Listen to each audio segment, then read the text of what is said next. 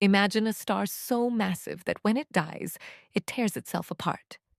And from that violence, a black hole is born.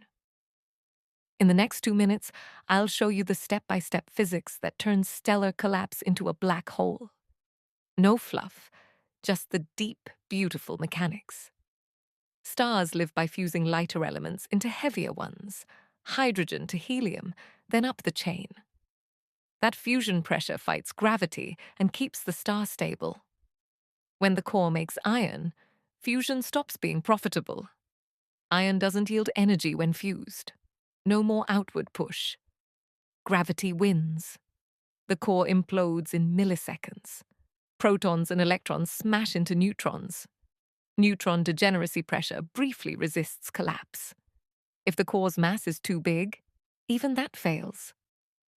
Outer layers slam into the stiffened core and rebound, creating a supernova that ejects the outer star into space. It's one of the universe's most powerful fireworks.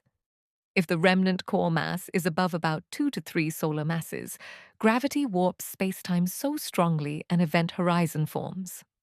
The point of no return. A black hole.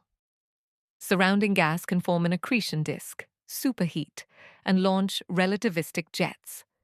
The newborn black hole announces itself across the cosmos. So, fusion fails, core collapses, a supernova rips off the star's layers. And if enough mass remains, spacetime folds into a black hole. From life cycle to singularity, violent, fast, and governed by the same physics that built the star in the first place.